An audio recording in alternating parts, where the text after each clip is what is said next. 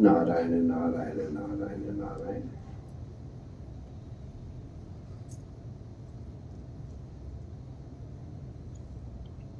राजा ने पूछा था कि कस्मिन् काले स भगवान क्यों वर्णा कीदृशो नृभिः नाम्ना वाक्येन विधिना पूज्यते तद्भोज्यताम्। भगवान का किस समय में किस रूप से ध्यान करके और किस नाम से उपासना करना चाहिए ये बताइए। तो इसके पहले वो कह चुके हैं जो वासुदेव से अलग है उनकी गति अधोगति होती, इसलिए उन्होंने पूछा कि महाराज कैसे उपासना करें, तो क्या विधि है। क्योंकि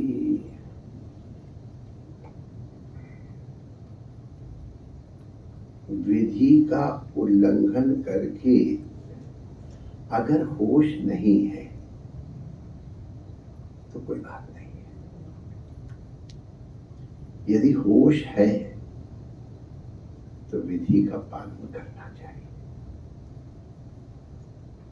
हमको ज्ञात है तो हमको जो विधि है उसके अनुसार करना चाहिए, और अनजाने के अपराध तो क्षमा प्रार्थना में माने जाते हैं।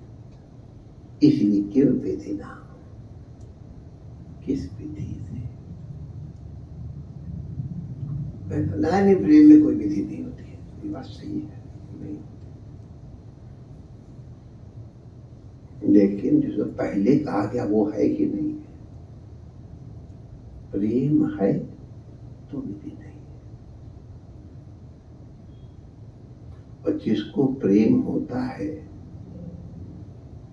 वो विधि से करेगा ही। अब जिनको हमसे प्रेम है वो हमको ठंडी कढ़ी तो न देंगे, अगर गुजराती हैं तो गरम गरम कढ़ी देंगे, और बिहार वाले हैं तो ठंडी देंगे, वो अलग अलग है। ये गैर पकौड़ी की होती है, पकौड़ी वाली होती है।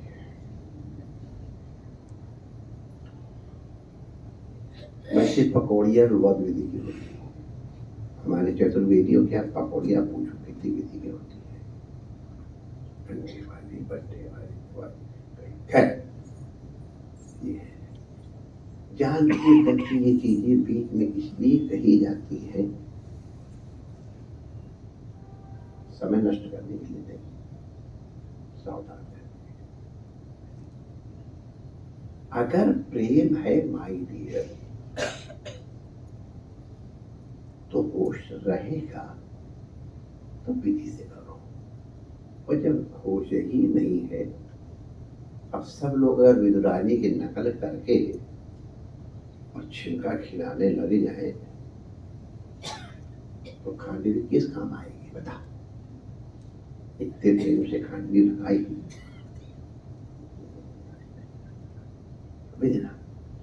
तो अब जो असली बात हम जो घुमा फिरा कहने जा रहे हैं,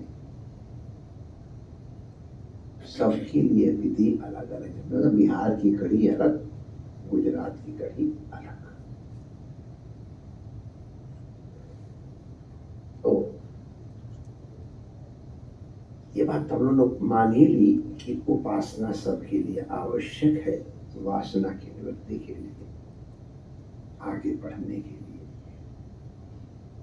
उपासना के लिए जिसका अंतःकरण जिस तरह का है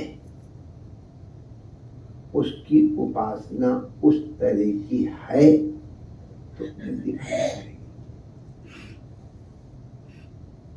और जिसकी उपासना एग्जैक्टली उसके अनुरूप नहीं होता, देर से फायदा करेगी। जैसा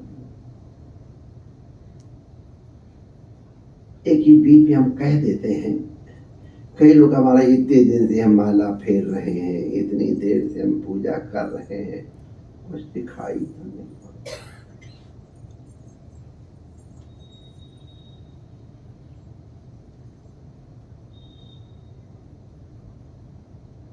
हम आपसे बताते हैं, नहीं कल्याण कृत कश्चित दुर्गतिम ताति गच्छति।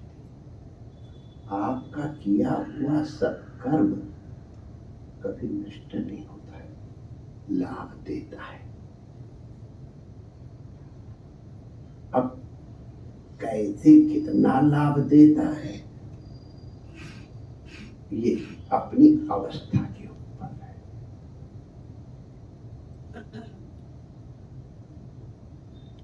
अब मानस एक साथ इतना लंबा हो गया, एक साथ हुआ,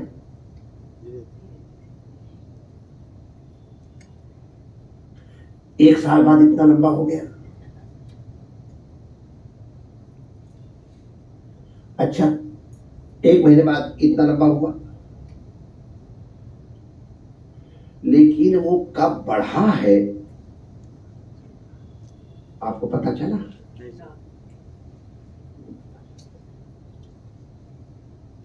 कब डायफर से और कब बदलून में आ गया, बहुत मुश्किल था। तो हर महीने नहीं बढ़ रहा है, हर दिन ही नहीं बढ़ रहा है, हर क्षण बढ़ रहा है। लेकिन इतनी धीरे धीरे धीरे धीरे बढ़ता है कि लगता है तो वही है कल वाला। जो हमारी गति हो रही माय डियर गारंटी है, भगवान की गारंटी है। मैं क्या करूं फालतू बीच में अपनी दलाली करके, भगवान की गारंटी हम बीच में दलाली कर बोले। तो आप भजन कर रहे हो, मन में हतोत्साहित मत हो। पूजा कर रहे हो, फल दिखाई नहीं पड़ता है, हतोत्साहित मत हो। लिखा हुआ है, बहुत काल तक धैर्य पूर्वक श्रद्धा सहित प्रयास करना चाहिए। निरंतर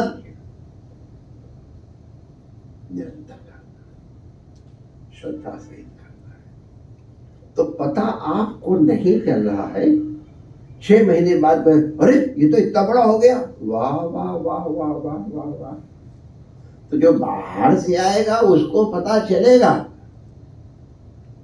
आपको नहीं पता चलेगा।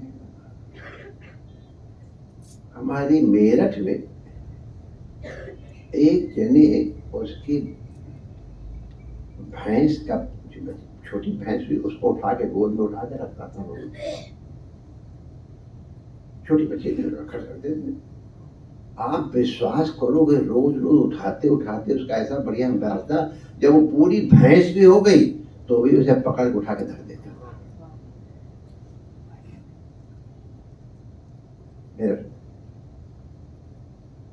रोज उठाता था, तो माय डियर उतनी बड़ी भैंस अगर वो उठा सकता है तो आप अपने अंतःकरण के मलिनता का नहीं दूर कर सकते हो? तो नहीं होगा। निरंतर दीर्घ काल तक प्रयास। तो भगवान का भजन, भगवान की पूजा, तुम्हारा दान। अब दान भी अगर दिखावे के लिए दिया है तो फल मिलता है, खुद जोड़ से मिलता है। दिखावे के लिए दान करने का, और किसी कामना दान किया तो वो भी मिलता है, और किसी दुष्कामना से किया जाता वो भी मिलता है, और छुपा के किया जाता उसका फल मिलता है। लेकिन फल मिलेगा।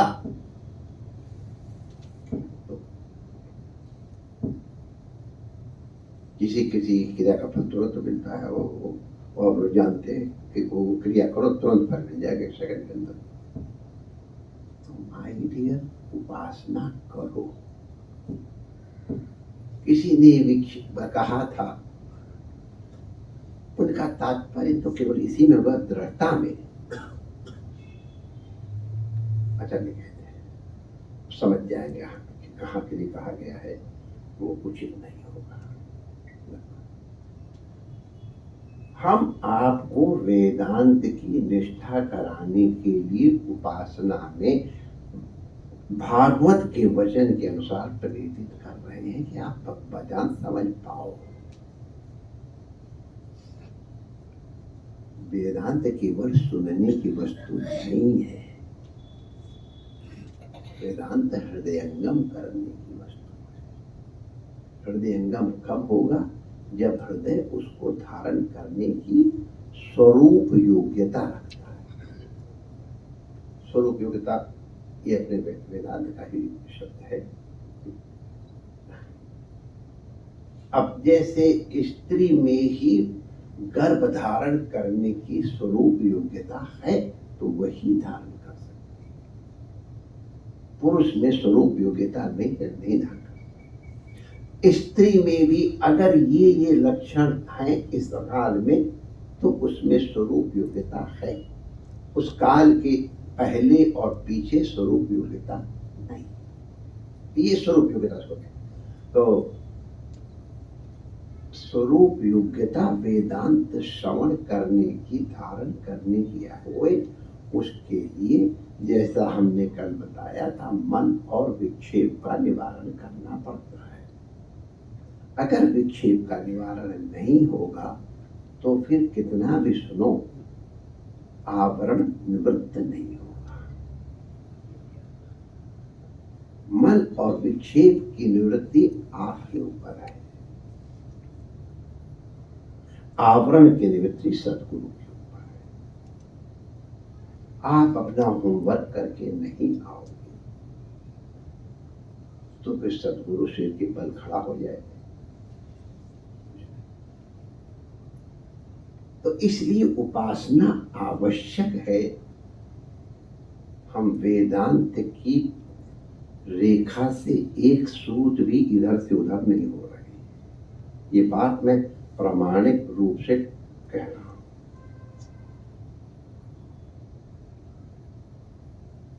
वेदांत के ऊंचे से ऊंचे शास्त्र को हमने पढ़ाया है, जिसका नाम सुनकर लोग, इसलिए कोई ये आक्षेप न करे कि हम वेदांत से अलग कोई बात कहें। ये हमारे प्रेमपुरी के ऊपर हमारे का आक्षेप नहीं आना चाहिए।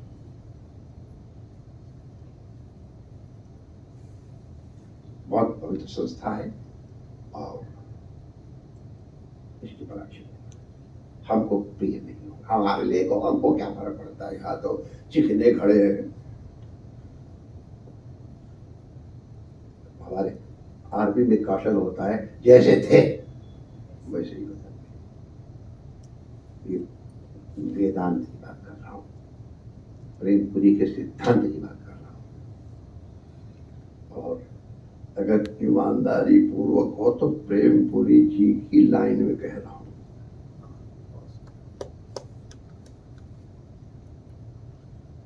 जिस समय उन्होंने भागवत सुनी थी परम पूज्य स्वामी अखंडानंद महाराज से, बड़े कट्टर वेदांती सुन, आंसू बहा बहा करके सुनते थे। यह है वेदांत। अब इसका मतलब उनका वेदांत दृढ़ था। तो प्रेमपुरी जी के सिद्धांत के ऊपर बोल रहा हूं, एक सूत इधर से उधर नहीं है। तो उपासना माई डियर सबको करनी है।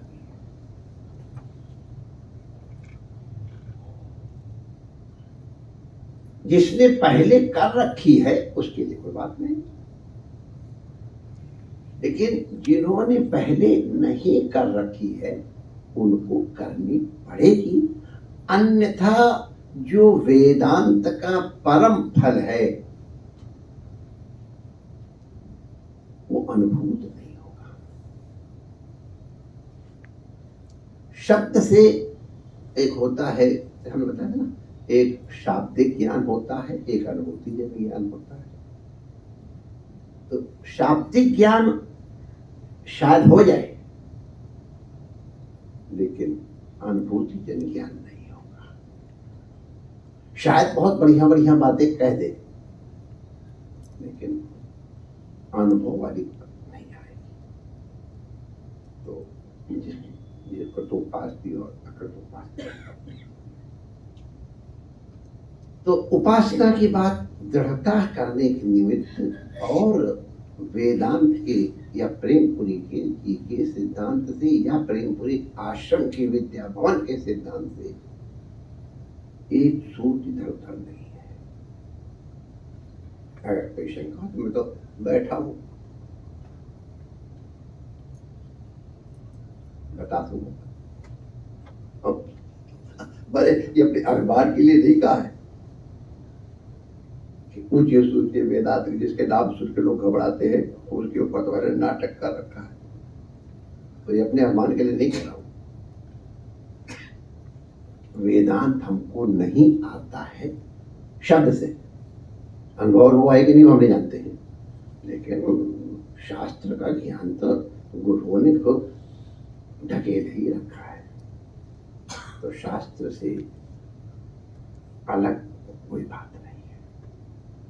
ये शास्त्र विधि मुसृज्य है, ये शास्त्र विधि मुसृज्य वर्तते कामकारता वो नहीं है। फिर उपासना कैसे करनी है, ये राजा का प्रश्न है और परम पूज्य करभाजन भगवान उत्तर दे रहे हैं। हम उसको सुना देंगे आपको, लेकिन इसको पहले समझ लो। इसमें लिखा है कि त्रेता में ये स्वरूप होता है, सतयुग में ये स्वरूप होते थे। कृतम त्रेता द्वापरम च कलरित्येषु केशवः नाना वर्णाभिधाकारो नाने विनिज्यते। साफ साफ कह दिया। कृतम कृतयुग माने सतयुग, त्रेता द्वापर और कली, ये चार काल हैं।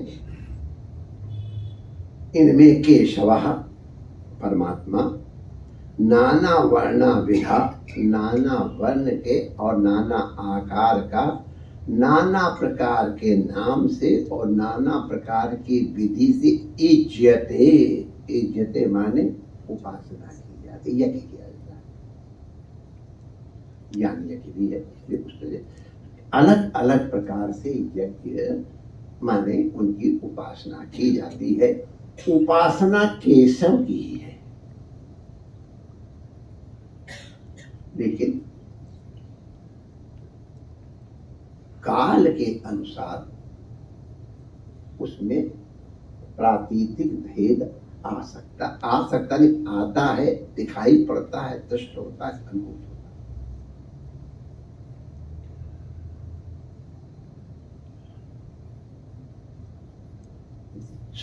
कृतम सतयुग के लिए अलग, कृते शुक्लश्च चतुर्बाहु जटिलो बलकलांबरः कृष्णाजिनो भवीताक्षान बिभ्रत दंडकमंडलू। मैंने सुना दिया।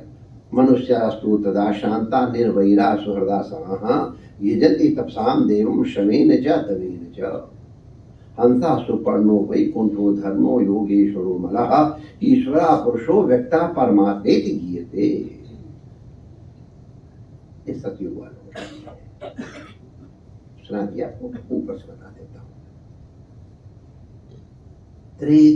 सतयुग में लोग लिखा है मनुष्यों की वृत्ति शांत थी, वो निर्वैर थे, वो सुहृदा थे और सब में समदृष्टि। तो यजन्ति तपसा देवम, तो उसमें केवल तपस्या से भगवान की पूजा होती थी। क्या तप में करते थे? शमेन दमेन च। आप लोग शम और दम को खूब बढ़िया जानते हैं। तो शम और दम से ही माने बाह्य उपकरण नहीं होते थे,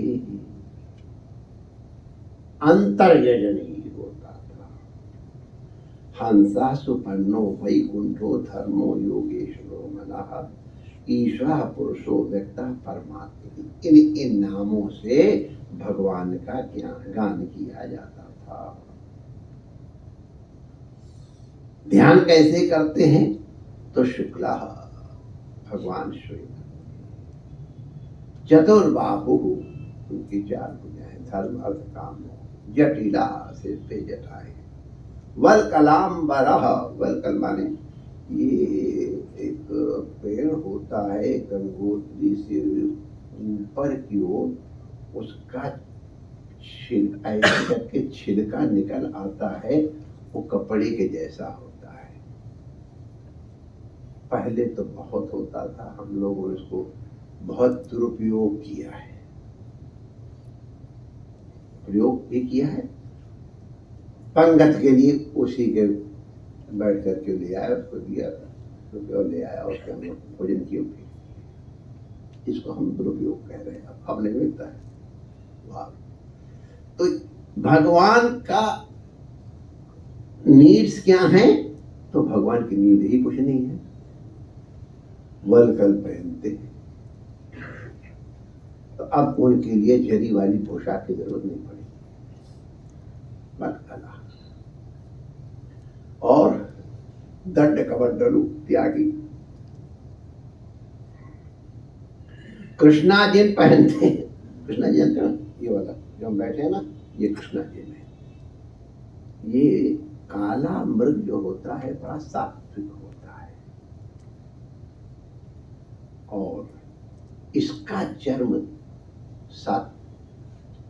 सात्विक लोगों के भजन के लिए होता है। जानकारी कर लो, आजकल आप लोगों को धरा है नहीं, हमको तो खैर मिल जाता है, मिला हुआ रखा हुआ है। शेर की खाल पे बैठने का अलग फल है, काले रंग के हिरण की खाल पे बैठने का अलग है, चितकबरे वाले की अलग है, भालू की खाल के ऊपर बैठने का फल अलग है, चीते की खाल के ऊपर बैठ कर भजन करने का फल अलग है। क्योंकि आप लोगों को नसीब नहीं है, इसलिए मैं बता के क्या करूँगा, लेकिन फल अलग। कृष्णाजिन, तो ये सतयुग का मतलब ये है, वो था वंस अपॉन ए टाइम, वो नहीं समझो। जो अत्यंत सात्विक लोग, कुछ लोगों का मेरा नाम लेने का मन कर रहा है लेकिन लूंगा नहीं, अच्छा नहीं लगे, तुम्हारे ही प्रेम पूरी के सत्संगी थे, वो हमको बहुत डरवा, मैं उनके प्रति श्रद्धा रखता था। हे भगवान, गृहस्थ में रहती हुए उनका ऐसा आचरण, इतनी संपन्नता होने के बाद भी इतने निरीह रहते थे, इतने घंटे भजन कर लेते थे, इतने इंपॉर्टेंट होते रहते। अब ऐसे लोगों की उपासना के लिए विधि अलग है। तो जो सतयुग में रहते हैं, सतयुग कौन रहता है? जो सत्वगुण प्रधान जीव है उनके लिए। तो सत्वगुण प्रधान जो जीव है उनको समझो वो सतयुग में है, और उनकी उपासना बाह्य उपासना की आवश्यकता नहीं है। भगवान की कोई नीड नहीं उनकी, तो फिर उनको देने की जगह वलकल पहले, कृष्णाजित पहले। कृष्णाजित तो कोई रोज बदला नहीं जाता, वो तो वही होता है, तेजी से चल रहा है, तो इसलिए रोज श्रृंगार करने की जरूरत नहीं है। ऐसा मुकुट धरना हो, ऐसे लगाओ कुछ वलकल वाले क्या। इसलिए शम और दम के द्वारा उनकी उपासना की जाती है। और अब कोई हर आदमी न समझ ले, पहले अपने विशेषण देख लेना, ये है कि नहीं। जिनकी अंतःकरण की वृत्तियां प्रशांत हो, वो शांता। अगर ये तुम्हारे क्वालिटी आती है ना, तो फिर तुम्हारी उपासना अलग है। नोट कर लो, शांत। निर्वैराह, वैर है ही नहीं। क्यों वैर नहीं है? क्योंकि सुहृदा, हमारे व्याकरण में सुहृद मित्रम, सुहृद माने मित्र, माने सबका हित करने वाला प्यार, सुहृद मित्रम, ये व्याकरण में आया है। मित्र, मित्र माने क्या? जो हर तरह से अपने मित्र के हित की इच्छा करे। तो इसलिए सुहृदा समाह समचित्त वाले या समदृष्टि वाले शुनि चैव स्वपाके। अभी कल भी आया था, निकलने कई दिन पहले। हाँ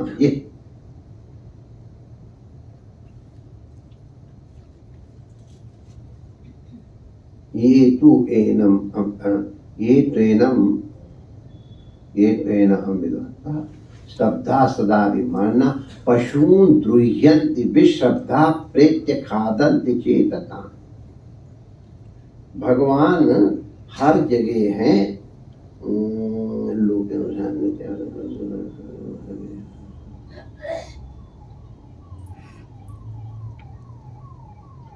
ये कैवल्य संप्राप्ता ये जाति तस्य मूढ़तां त्रैवर्गिका क्षणिका आत्मानं घात्यन्ते एते आत्महनो शांता अज्ञाने ज्ञानवानिनः सीदन्ति अकृतकृत्या वै कालध्वस्त मनोरथः हित्वा अत्याय सर्जिता ग्रहापत्या सुरक्षया तमो विशन्ति चिन्नो वासुदेव परांकाः। जो इस तरह से कहा वो भगवान की ही हत्या करते हैं।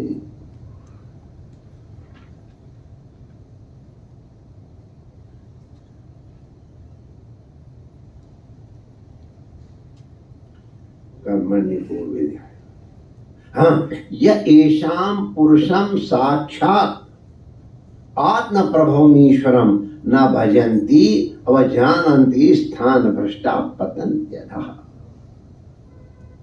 मुख बाहुरुपादेभ्यः पुरुषस्याश्रमै सह चत्वारो जगिरे वर्णा गुणैर् विप्रादयः पृथक्। तो ये सब के सब भगवान के ही रूप हैं। अगर उनसे आप वैर कर रहे हो तो भगवान से वैर कर रहे हो।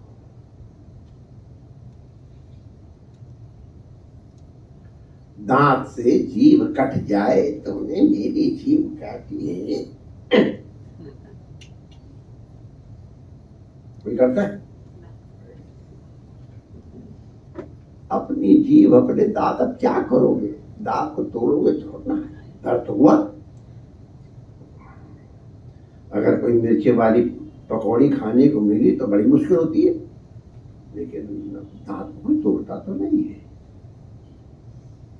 तो अगर दांत तोड़ रहे हो तो अपने को तोड़ रहे हो। अगर किसी के सबके लिया है तो सुहृदा समा सबके मित्र, तो वो सम और तम के द्वारा देवता का इष्ट का यजन करते हैं। उनके लिए उपासना की विधि नाम हंस सुपर्ण वैकुंठ धर्म योगेश्वरः अमलः ईश्वरः पुरुषः अव्यक्तः परमात्मेति गीयते। ये सब नाम हैं। इनकी व्याख्या हम जानबूझ के नहीं कर रहे हैं, क्योंकि इन सबसे आप लोग खूब परिचित हो।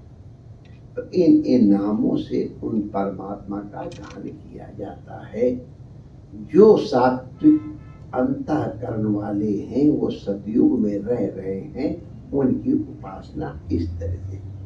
उस काल में भी कलयुग में रहने वाले थे, कथा थी।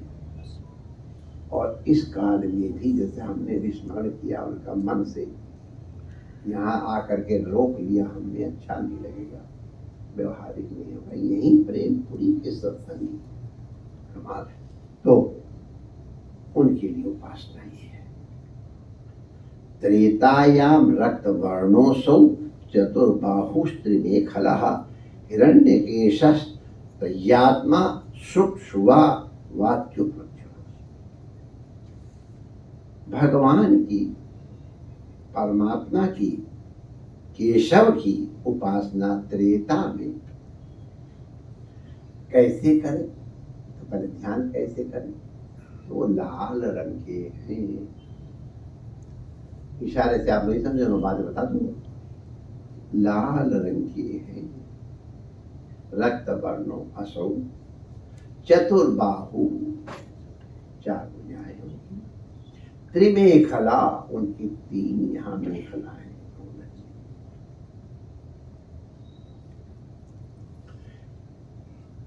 हिरण्यकेशः, वो कराते ना काम,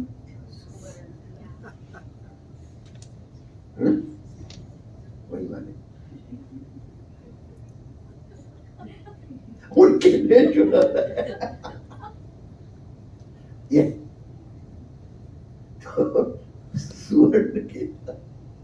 अच्छा, वैसे एक बात और बता दूं, ये जो महात्मा लोग उस तरह से गंगा में नहा करके मिट्टी लगा कहते हैं ना, उनके भी बाल उसी तरह के लगभग हो जाते हैं।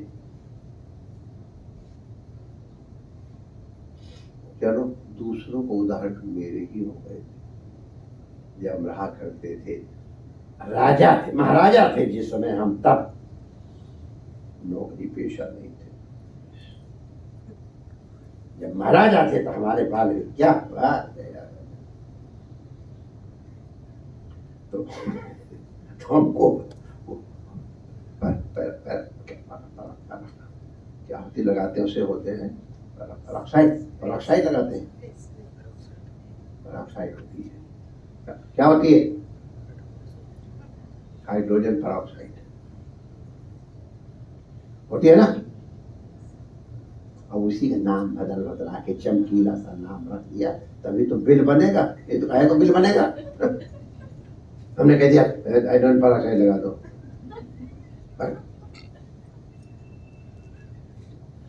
हिरण्यकेशः त्रय्यात्मा श्रुक सुवास आदि उपलक्षण। उनके हाथ में है क्या? एक श्रुक होता है, एक श्रुवा होता है। तो वो अग्नि में हवन आहुति देते समय प्रयोग किया जाता है। तो ये उनके उपलक्षण है। तम तदा मनुजा देवम सर्वदेवमयम हरिम यजंती विद्या त्रय्या धर्मिष्ठा और ब्रह्मवादिना। विष्णु यज्ञा प्रश्निगर्भा सर्वदेव उरुक्रमः वृषा कपिः जयन्तश्च उर्गाय इतीर्यते। इतने इशारे से आप लोग समझ गए होंगे कि 3 मेखला वाला, हिरण्यकेश वाला, सुवा वाला,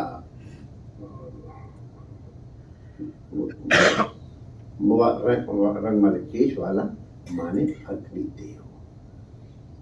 केशव की उपासना अग्निदेव के रूप में की जाती है।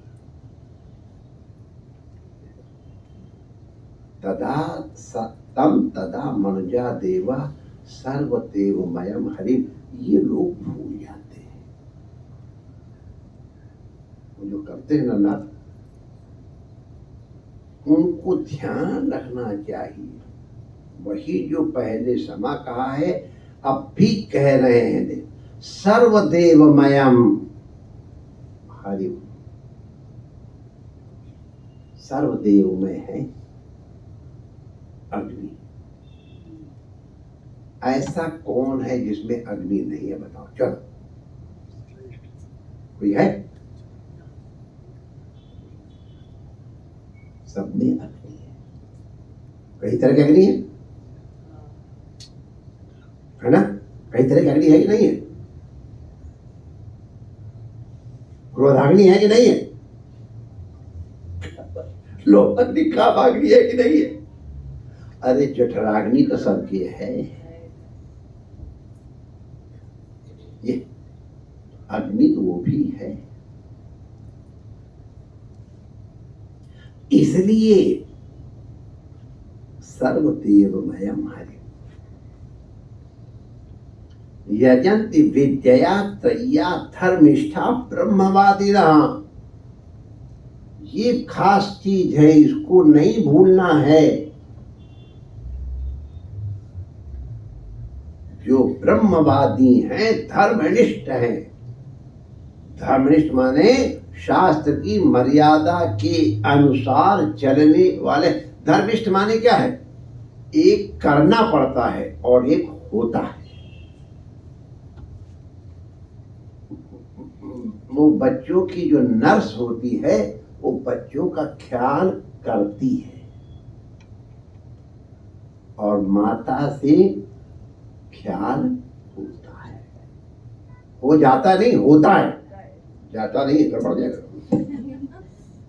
तो एक्सपीरियंस हो यार, क्या रॉन्ग वर्ड यूज कर रहे हैं। होता है।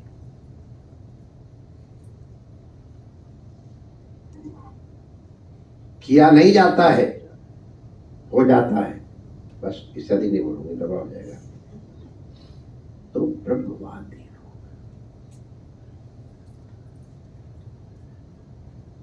यज्ञ खाली वही नहीं है, और इसी के लिए पहले कह चुके हैं, लोग हवन तो कर देते हैं जैसे तैसे, लेकिन दक्षिणा देते समय जान निकलती है। यज्ञ पूरा नहीं होगा। अगर याज्ञिकों को भोजन नहीं कराया गया,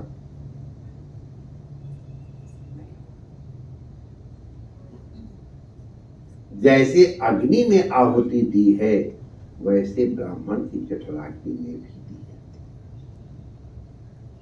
अरे पहले ही शुरू में पुरोडास बना करके और सब जय श्री कृष्ण करके, तब फिर अरे जब कुछ पेट में दम होगी तब तो स्वाहा करेंगे, फिर कहां से करेंगे? तो इसलिए नोट करो, जो ध्यान करने वाले है, जो ईश्वर पुरुष और अव्यक्त है, नहीं रक्त वर्ण के हैं, चतुर्बाहु हैं, उनके सुख सुवा हाथ में है, उस समय मनुष्य उन परमात्मा की हरिम, जो सर्वदेव हैं, यजंती विद्या त्रय्या। त्रयी विद्या माने तीनों वेद के, वेदत्रयी है। त्रयी सांख्यम योगः पशुपतिमतम वैष्णव। चतुर्थ वेद को पीछे फिर उन्हीं को कर किया गया। वेदत्रयी, चतुर्वेद भी हैं, मनुष्य का आप लोग खंडन हम नहीं कर रहे, लेकिन त्रयी विद्या। तो त्रय्या विद्या माने तीनों वेदों के माध्यम से जो धर्मिष्ठ हो गए हैं, जो धर्मिष्ठ होगा वो ब्रह्मवादी अपने आप हो जाएगा। तो उस समय भगवान के नाम विष्णु। अब ये सब के सब नाम ये है ना, ये व्याकरण के द्वारा इनके अर्थ लगाए जाते हैं। तो शायद हमको ना आते होंगे, इसीलिए मैं बहानेबाजी कर रहा हूँ। टाइम ऐसा नहीं आता है। विष्णु जो सर्वव्यापक है उसको विष्णु कहते हैं। विष्णु की विष्णु। तो विष्णु यज्ञः प्रश्निगर्भः सर्वदेव उरुक्रमः। सर्वदेव स्वरूप देवादेव भगवान की उपासना इस नाम से वृषा कपि जयंतश्च उर्गा, ये सब के सब नाम निष्ठा पूर्वक लोग ले करके उनका नाम थे। अधिकांश विष्णु, यज्ञ, प्रश्निगर्भ, सर्वदेव, उरुक्रम, वृषा कपि, जयंत, उर्गाय आदि नामों से उनके गुण और लीला आदि का कीर्तन करते। विष्णु, जैसे मैंने बताया कि विष्णु का तात्पर्य अलग है, यज्ञ का अलग है, प्रश्न कर्म का अलग है। तो उन नामों का उन गुणों के सहित कीर्तन किया जाता है। इति यज्ञे द्वापरे भगवान श्यामः पीतवासा निजायुधः श्रीवत्सादिभिरङ्कैश्च लक्षणैरुपलक्षितः। तं तदा पुरुषं मर्त्या महाराजोपलक्षणं यजन्ति वेदतन्त्राभ्यां परं जिज्ञासवो नृप। नमस्ते वासुदेवाय नमः संकर्षणाय च प्रद्युम्नाय निरुद्धाय तुभ्यं भगवते नमः। नारायणाय ऋषये पुरुषाय महात्मने विश्वेश्वराय विश्वाय सर्वभूतात्मने नमः। इति द्वापर उर्वीशा स्तुवन्ति जगदीश्वरं नानातन्त्राभिधानेन कलावपि यथा शृणु। द्वापर में भगवान का